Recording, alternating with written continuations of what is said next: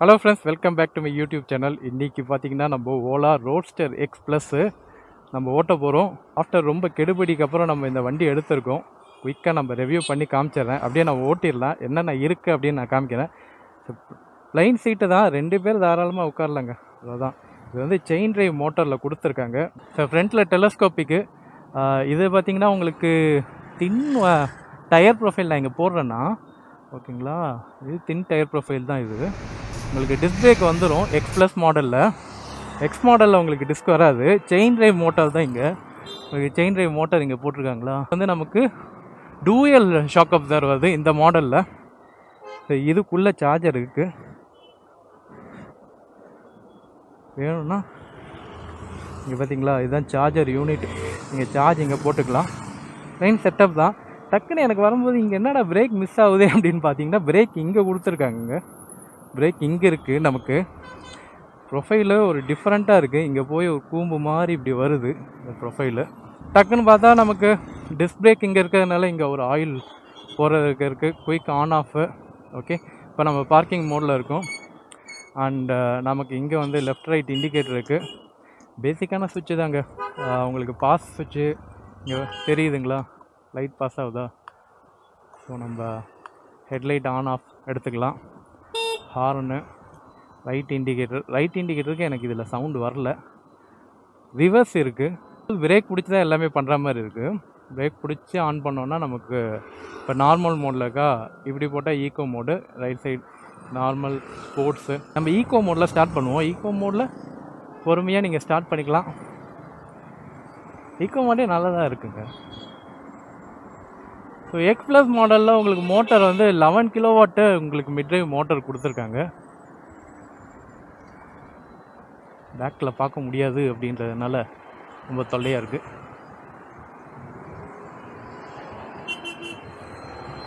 So டக்குன்னு pickup கொடுக்குதானா, கொடுக்கல. நம்ம அடுத்த மோடு சேஞ்ச் பண்ணுவோம்.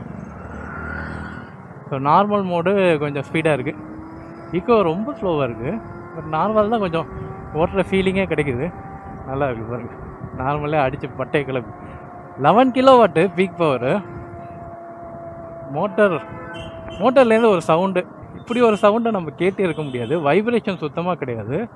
ஆனால் நமக்கு மோட்டர்லேருந்து வர சவுண்டு மட்டும் நல்லா கேட்குதுங்க.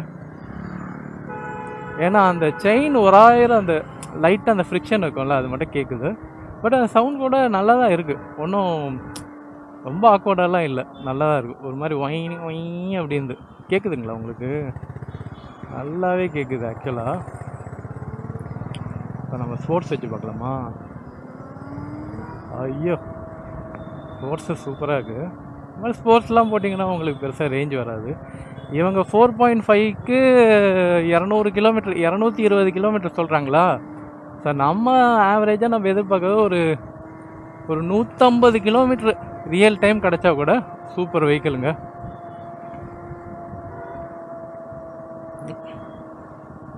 வண்டி ஓட்டுறதுக்கு சூப்பராக இருக்குது. ஹேண்ட் பொசிஷன் நல்ல கிரிப்பிங் இருக்குது. பட் சீட்டிங் தான் ஒரு டிஃப்ரெண்ட்டான சீட்டிங்கு. பிரேக்கிங் இது டிஸ்க் பிரேக் மாடல். பேக்கில் ட்ரம் பிரேக் தான் கொடுத்துருக்காங்க.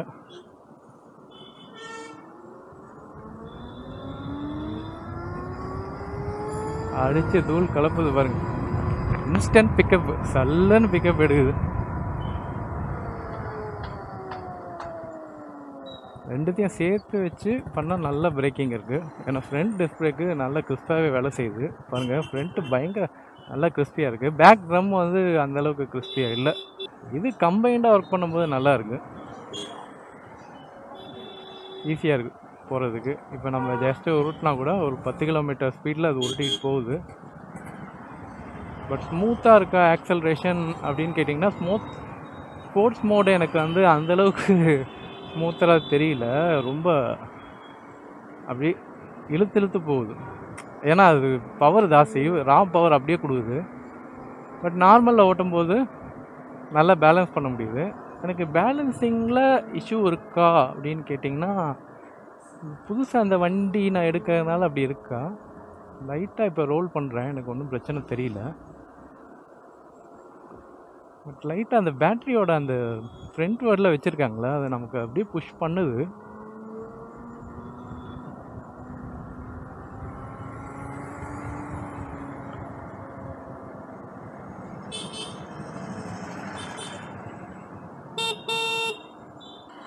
டர்ன் பண்ணலாமா? மேலே ஏற்றி பார்க்கலாம். நல்லா இருக்குங்க, இது வரைக்கும் நல்லா இருக்குது. சஸ்பென்ஷனில் ஒன்றும் பெருசாக குறை சொல்கிற மாதிரி ஸ்டிஃபர் சைடில் இல்லை, சாஃப்ட் சைடில் தான் இருக்குது சஸ்பென்ஷனு.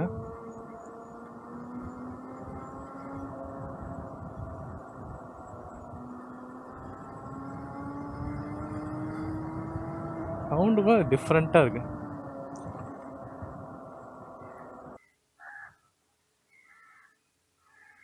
டைட் ஸ்பேஸில் யூ டர்ன் ஈஸியாக பண்ண முடியுது.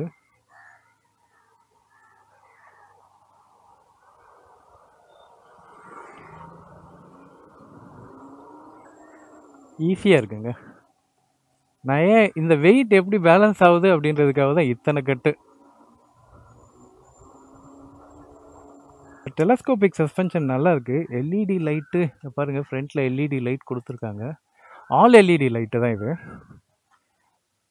ஸோ இங்கே உங்களுக்கு லேடிஸ் ஃபுட் ரெஸ்ட் வந்துடுது, alloy wheel, chain drive. So இங்கே தான் நமக்கு பேட்ரி பேக் வருது. ஸோ இங்கே டிஸ்க் பிரேக் பார்க்க முடியுது. 180 mm உங்களுக்கு கிரவுண்ட் கிளியரன்ஸுங்க, நல்லா 180 mm கிரவுண்ட் கிளியரன்ஸ் இருக்குது. ஸோ உட்காரதுக்கான போஸ்டர் எப்படி தான். ஸோ உட்காரதுக்கான போஸ்டர் எப்படி இருக்குன்னு நான் மறுபடியும் அந்த சைட்லேருந்து காமிக்கிறேன். ஸோ நான் உட்காந்தேன்னா பேக்கில் இந்த அளவுக்கு சீட் பேலன்ஸ் இருக்குது. ஓகே, அண்டு வெயிட் வந்து சாயுதா அப்படின்னு கேட்டிங்கன்னா ஆமாம், ரொம்ப சாச்சாதான், மிச்சப்படி பேலன்ஸ்டாக தான் இருக்குது.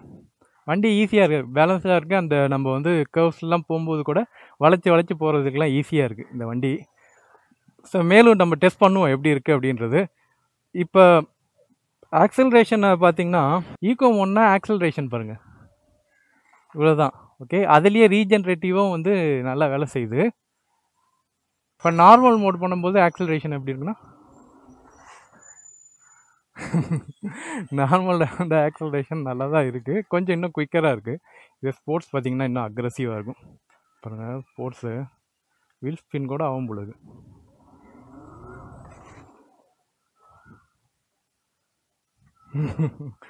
இத்தனைக்கும் நான் ஃப்ரண்ட் பிரேக் தான் யூஸ் பண்ணுறேன், அதுக்கே நல்லா பவர்ஃபுல். ஸோ பிரேக்கிங்கில் நமக்கு என்ன தெரியுதுன்னா நம்மளுக்கு பேக் பிரேக் வந்து டம்மி பிரேக் தான், இதுதான் செமையாக இருக்குது.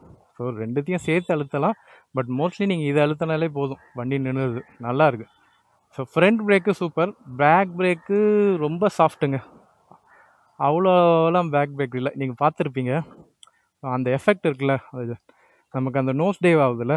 ஸோ நோஸ் டைவ் எல்லாமே வந்து உங்களுக்கு ஃப்ரண்ட் பிரேக் ஆகுது தான் வருது. பேக் பிரேக் ரொம்ப ஸ்பாஞ்சியான பிரேக்கு தான். உடனே கால் பண்ணுறாங்க. இப்போ இந்த வாட்டி ஓலாவில் வந்து பெருசாக கொடுக்க மாட்றாங்க டெஸ்ட் ட்ரைவ், அதான் பார்த்து வர வேண்டியதாக இருக்குது. இதுக்கே 1008 கெடுபடி. நீங்கள் பார்த்தீங்களா, உடனே கால் பண்ணி எங்கே சார் போகிறீங்க, என்ன போகிறீங்க. This is very irritating actually. Test ட்ரைவ்னால் நமக்கு வந்து அந்த சுதந்திரத்தை கொடுக்கணும். ஸ்போர்ட்ஸ் மோட் ஆக்சுவலி எனக்கு வந்து கம்ஃபர்டபுளாக இல்லை, நார்மல் தான் நல்லா இருக்குது. ஈக்கோ வந்து ரொம்ப லைட்டாக இருக்குது. இப்போ பாருங்கள், மெல்லமாக போனோன்னா ஈக்கோவில் போய்க்கலாம். ஈக்கோவில் போனால் உங்களுக்கு மிட் ட்ரைவில் கொஞ்சம் நல்லாயிருக்கும். ஒரு 30க்கு மேலே போகும்போது உங்களுக்கு கொஞ்சம் நல்லாயிருக்கும். பிக்கப் வந்து ரொம்ப டட்டியாக இருக்கும், பிக்கப் அந்தளவுக்கு நல்லா இல்லை. அதுமாதிரி சவுண்டும் ரொம்ப ஓவராக இருக்குது ஈக்கோவில். பட் நார்மல் எனக்கு அந்தளவுக்கு சவுண்ட் நார்மல் அந்தளவுக்கு சவுண்டு இல்லைங்க. ஈக்குவல் ஆனால் ரப்பிங் அப்படியே ஃப்ரிக்ஷன் ஏகப்பட்டதாக இருக்கிற மாதிரி இருக்குது. ஸோ அவர் கன்க்ளூஷன், இந்த வண்டி வாங்கினா நார்மல் டிரைவே ஓட்டுங்க, சூப்பராக இருக்கும். வண்டி வந்து பிரேக்கிங் ஃபுல்லாக ஃப்ரண்ட் பிரேக்கை டிபெண்ட் பண்ணி தான் இருக்குது. ஸோ இதுதான் சூப்பரான ரோடு. எப்படி இந்த மாதிரி ரோட்டில் எப்படி இருக்குதுன்னு பார்க்கலாமா? நல்லா இருக்குங்க, ஸ்மூத்தாக சாஃப்டாக இருக்குது சஸ்பென்ஷன். எனக்கு ஒரு விதமான பிரச்சனையுமே இல்லை, ஜாலியாக இருக்குது. Can enjoy. வண்டி எங்கேயும் ஸ்கிட் ஆகல, ஸ்டேபிளாக இருக்குது. டயர் ப்ரொஃபைல் உங்களுக்கு கம்மி தான், டயர் ப்ரொஃபைல் தான் கொடுத்துருக்காங்க. மேபி அது என்ன ஒரு 80/100, 80/100 இதோட டயர் ப்ரொஃபைலு. பேக்கில் வந்து 100/18 இருக்குங்க. டின் டயர் ப்ரொஃபைல் தான் கொடுத்துருக்காங்க. பட் ஸ்டில் எக்கனாமிக்காக அந்த மாதிரி டயர் ப்ரொஃபைல் தான் இப்போலாம் கொடுக்குறாங்க.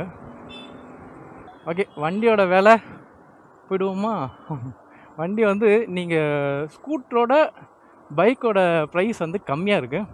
இப்போ நீங்கள் இப்போ எடுத்திங்கன்னா அந்த பேக்கு இந்த பேக்கு எல்லாம் சேர்த்து உங்களுக்கு ஒரு 147 150 கிட்டே வருதுங்க ப்ரைஸு, 4.5. இதுவே நீங்கள் அதான் 150 வருதுங்களா எக்ஸ் ப்ளஸில்.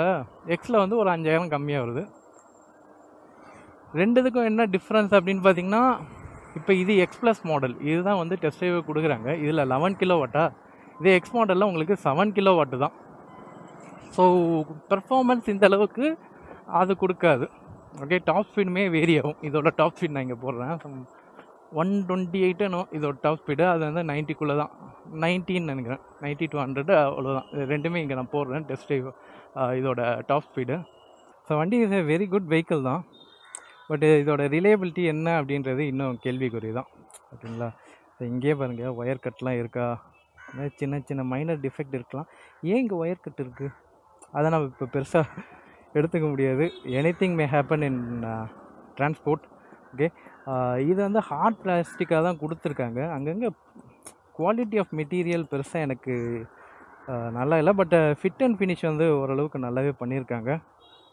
மிச்சபடி ஓகே, 1,50,000 இது ஒர்த்தா அப்படின்றா, இது வந்து இதோட ரிலையபிலிட்டியை பொறுத்து தான் இருக்குது. 8 years வாரண்டி பேக்கோட வருது. 1,50,000 இதோட ப்ரைஸு. ஸோ ஒரு கம்யூட்டர் பைக். பட் கொஞ்சம் இது பழகணும். இந்த வண்டி பழகிச்சுன்னா ஓரளவுக்கு டீசெண்டாக ஓடும்னு நினைக்கிறேன். இது வாங்கலாமா வேணாமான்னு இது உங்ககிட்டயே நான் டிசிஷன் சொல்கிறேன். ஏன்னா கண்டிப்பாக இதை பற்றி நம்ம இன்னும் நிறைய ரிசர்ச் பண்ண வேண்டியது இருக்குது. இதோட சார்ஜிங்லாம் பார்த்திங்கன்னா 750 வாட்ஸ் சார்ஜர் கொடுத்துருக்காங்க. இதுலேயே நீங்கள் எங்கே வேணாலும் கேரி பண்ணலாம். இதுக்குள்ளேயே வச்சுக்கலாம். இதுக்குள்ளே சின்ன ஒரு போர்ட்டபிள் ஸ்டோரேஜ் இருக்குது, அதில் வச்சுக்கலாம். Decision is up to you. நம்ம இதை பற்றி மேற்கொண்டு நிறைய பேசுவோம். இந்த பேட்டரியை பற்றி, உங்களோட டெக்னாலஜி பற்றி. இதில் இன்னும் நிறையா டெக்னாலஜி இருக்குது. அண்ட் இவங்க ஃபேக்ட்ரி விசிட் நம்ம பண்ண வேண்டியது இருக்குது. அதுக்கப்புறம் நிறைய இதை பற்றி பேசுவோம், ஓலாவை பற்றி நம்ம பேசுவோம். See you on next video. Until then, bye bye from Divakar. Bye bye.